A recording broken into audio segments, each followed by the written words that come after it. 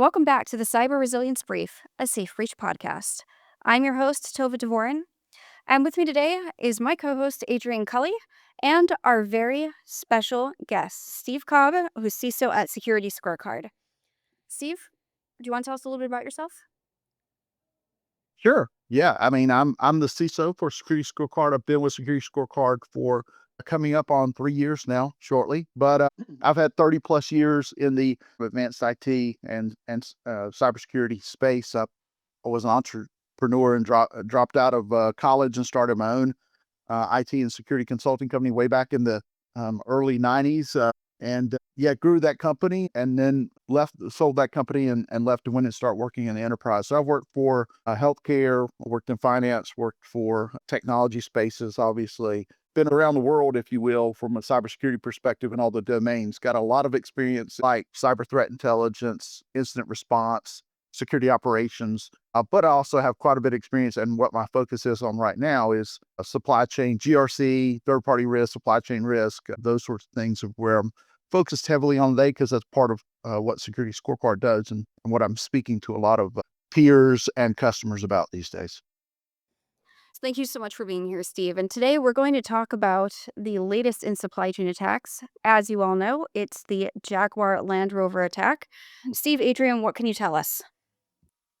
So you're probably aware, Steve, the independent assessment has said that this very much supply chain-based attack has currently cost the UK at least 2 billion British pounds, somewhere north of $2.5 billion US dollars on cost, lost sales. And it's been already pitched as the most significant cyber attack to hit the UK by a long way. Obviously, SafeBreach, we approach this from the attack techniques and the threat actor perspective. You focus on the supply chain itself and the third parties. What's your view of what's going on here and the statements between Jaguar Land Rover and Tata Consultancy Services? Yeah, it feels like to me, just based on some of the news coverage I've seen, and obviously a lot of this is still preliminary, we're trying to figure out. And, anytime these breaches happen, especially one this large, the victims are very sensitive and careful about what they release and what they share, which is understandable, but it also hinders us, I think, a little bit from a industry standpoint, or how we can protect ourselves and maybe stop these things proliferating. Regardless, I saw, I know, Adrian, I think today that it said that in the UK, because of this incident, vehicle production was down 27% so far in the month. It's fair to say, Steve, it's become a critical infrastructure, critical national infrastructure and national Yeah. security issue. So high is the impact. Yeah, and I mean, if you think about this from the supply chain perspective, as you mentioned, this looks like it is what's been called out as a third-party company, this Tata Consulting, that was had access into the JLR systems. Somehow there was a breach within that supply chain, and when we don't know quite yet exactly what it was, but I think from a supply chain perspective, what we look at is just consider, and what we try to tell customers and the industry as a whole is, think about how these organizations or these applications or organizations manage services, whatever you may have, that have very high level of permission, very high level of access to data within your organization.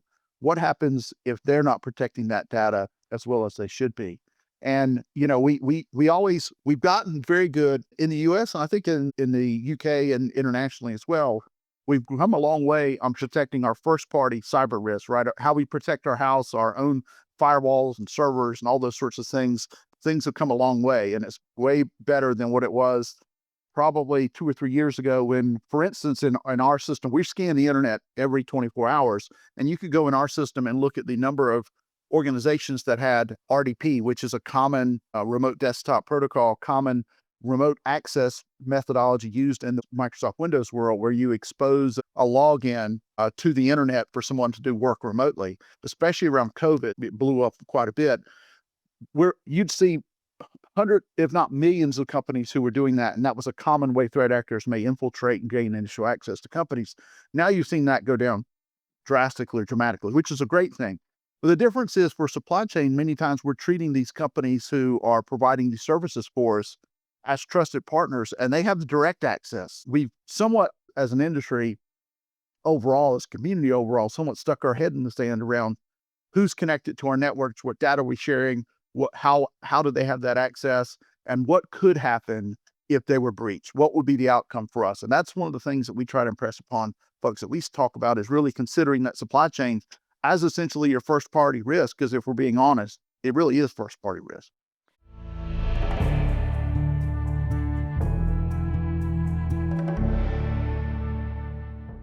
So that's a brilliant point, Steve. I'm a great fan of the phrase trust but validate, and transfer of trust in third-party supply chains. A really interesting issue. What we've got in the UK at the moment is there's been 3 high-level breaches: Marks and Spencer's, the retailer, what food retailer, and now Jaguar Land Rover, all very significant and building an escalation in scale, all supported by Tata Consulting Services.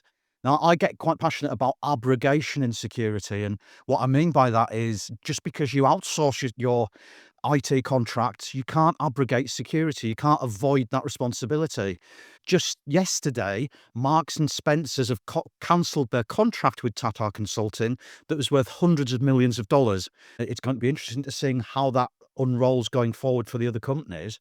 At the heart of this, we've got 3 hacking groups in parallel. So we've also got a supply chain in hacking. We've got Scattered Spider, very high profile, claimed responsibility for Marks and Spencer's.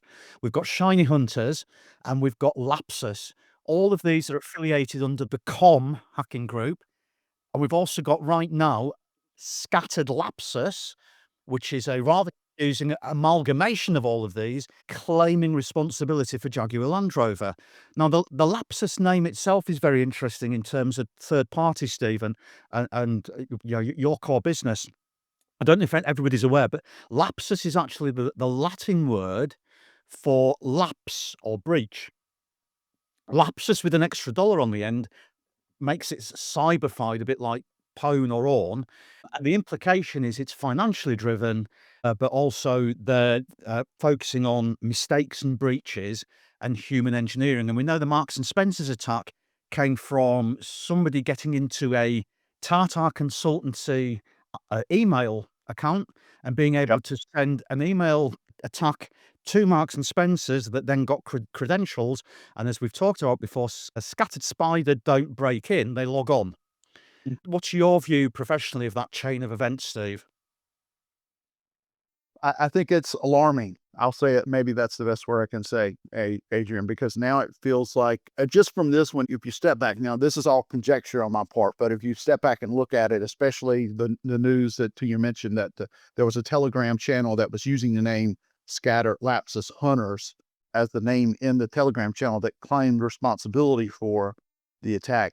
It feels to me like there's starting to be some coordination and collaboration among these threat actor groups. And we know that to a degree that's happened in the past, right? Where, especially when you think about ransomware as a service and how brokers and ransomware, a lot of these smaller companies or smaller organizations, which could be one person or 2 people, these smaller ransomware crime groups would execute ransomware and then get paid out as an agent, if you will, of the ransomware gangs or the larger ransomware consortiums. So we've seen some type of work together. This seems a little more coordinated, though, to me. It seems like these organizations are essentially sharing secrets or sharing information.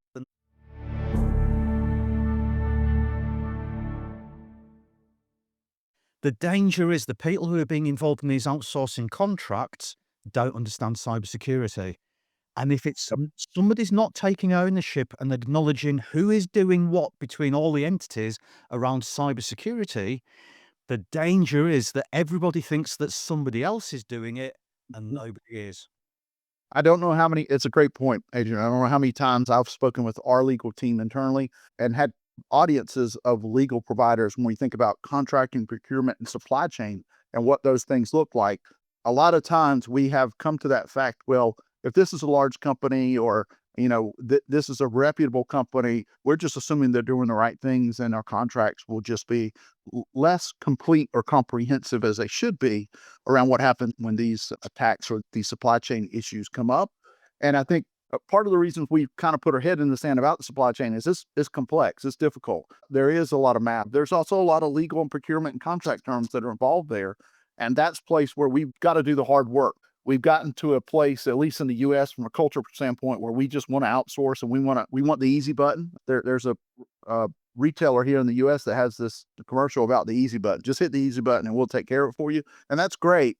But the easy button doesn't work for everything. So I think we've got to get back to doing the hard work of making sure we understand who our suppliers are and who their suppliers are and what happens down this supply chain ecosystem if there's a breach or even an availability issue like what we saw earlier this week or last week. And I personally think it's fascinating, Steve. We've got a parallel mirror now between the commercial business world and the world of threat actors and intelligence. Intelligence agencies have long liked using proxy agents because it's a great way of getting away with things.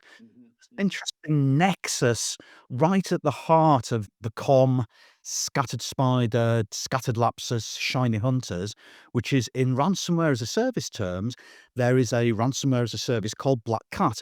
Black Cat is fairly and squarely attributed to the Russian Federal Security Service, meaning APT, Advanced Persistent Threat, very quickly.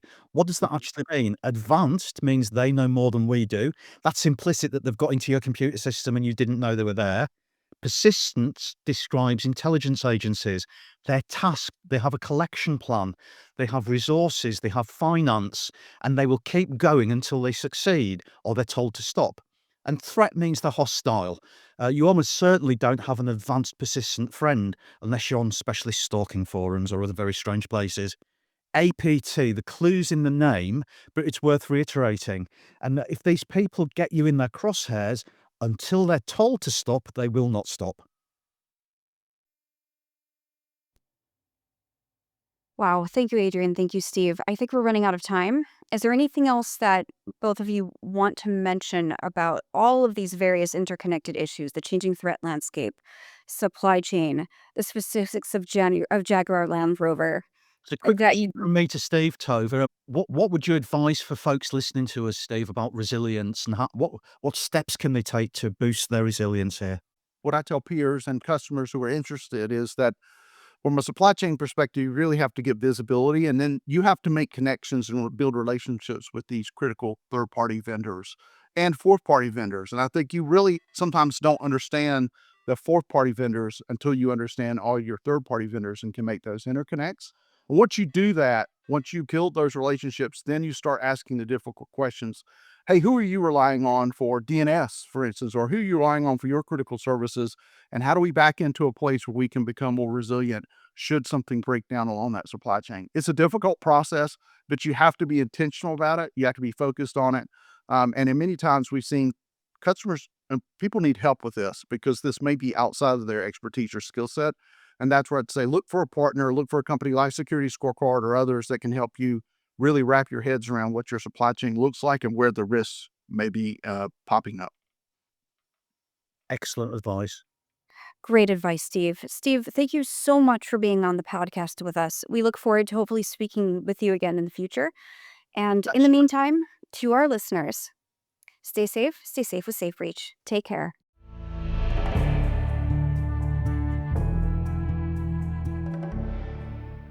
The Cyber Resilience Brief is a SafeBreach podcast. Executive produced by Tova, Dvorin, and Adrian, Culley. Sound provided by Adobe Music.